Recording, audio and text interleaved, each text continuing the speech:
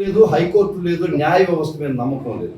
ముఖ్యంగా నా స్నేహితులు ఇక్కడ ICBS నాయకుడు చెప్పినట్టు ఈ సోషల్ మీడియా పోస్టులు 111 పెడుతున్నారు. 111 BNS అంటే అది ఆర్గనైజ్డ్ క్రైము, అది బ్యాంక్ ఫ్రాడ్స్, ఉమెన్ ట్రాఫికింగు, అటువంటి కేసులు పెట్టాల్సినటువంటి 111 తీసుకొచ్చి ప్రతి సోషల్ మీడియా పోస్టులు పెట్టి వాళ్ళని 111 పెట్టి హింసిస్తున్నారు. ఈ 111 పెట్టాలంటే కొన్ని మినిమం రిక్వైర్మెంట్స్ ఉన్నాయి. అవి కూడా పాటించకుండా ఈ పోలీసు వారు ఎవరికో చెవులకి ఇప్పుగా ఉండడానికి they sing a song which pleases their leaders. They know that they are not singing well. అయినా కూడా ఎవరి చెవులకు ఇంపుగా ఉండాలనో ఆ పాట పాడుతూ ఆ రోడ్లో దంచుతున్నారు. ఖచ్చితంగా ఈ పోలీసు వారికి కూడా విన్నవించుకుంటున్నాం, మనవి చేస్తున్నాం. మీరు చట్ట పరిధి దాటిన మరుక్షణం సామాన్యమైనటువంటి ముద్దాయంతో మీరు కూడా అంతే. మీకు ఎలాంటి స్పెసిఫిక్గా మీకు ప్రివిలేజెస్ లేవు. ఈ భారతదేశం గొప్ప రాజ్యాంగం ఇచ్చింది. ఆర్టికల్ 14లో అందరూ సమానులే. మీరు తప్పు చేసినా, నేను తప్పు చేసినా, ఎవరు తప్పు చేసినా మీకు ఎవ్వరికి ఇమ్యూనిటీ లేదు. అందుకని మరలా చెప్తున్నాం, చట్ట ప్రకారం మీరు వ్యవహరించండి. మాకు ఎలాంటి ఇబ్బందులు, చట్టాన్ని అతిక్రమించి మీరు ప్రవర్తించిన రోజు ఖచ్చితంగా వైఎస్ఆర్ కాంగ్రెస్ పార్టీ దీనికి ఎదురొడ్డద్ది, పోరాడద్ది. ఎవరు తప్పు చేసినా కూడా వాళ్ళు చట్టం ముందు నిలబడతామని చెప్పి. కోర్టుల మీద గౌరవం లేదు. నిజంగా చెప్తున్నాను, కోర్టుల మీద కూడా గౌరవం లేనటువంటి ఈ ప్రభుత్వం, ఈ పాలకులు ఈరోజు ఒక రాక్షస రాజ్యం ఈ రాష్ట్రంలో రావణ కాష్టంలాగా వాళ్ళు తగలబెడుతుంటే సామాన్యుడికి రక్షణ ఎక్కడా అని ప్రతి ఒక్కరూ బాధపడుతున్నారు.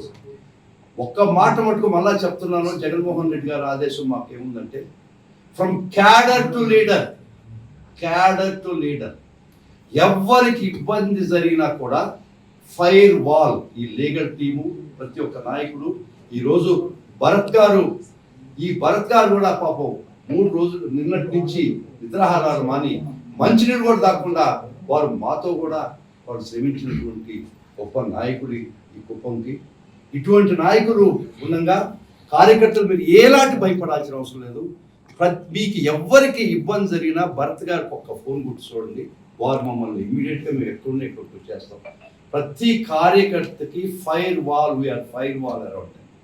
మేము ఖచ్చితంగా వాళ్ళ ప్రతి కార్యకర్తని రక్షించుకునే బాధ్యత మా మహానాయకుడు జగన్మోహన్ రెడ్డి గారు మా మీద పెట్టాడు.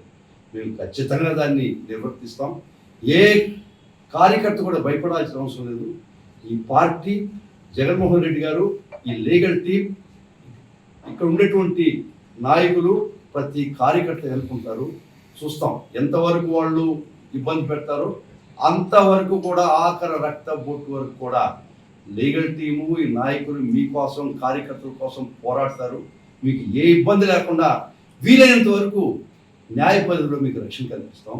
ఖచ్చితంగా ఇది జగన్మోహన్ రెడ్డి గారు మీకు ఇవ్వమన్నటువంటి సందేశం. ఇది ఏ కార్యకర్తకు కూడా ఇబ్బంది జరిగితే జగన్మోహన్ రెడ్డి గారు మాకు ఇమ్మీడియట్ ఆదేశం, అక్కడికి పోయి వాళ్ళకి రక్షణ కల్పించమని మా మహానాయకుడు మాకు ఆదేశం ఇచ్చాడు.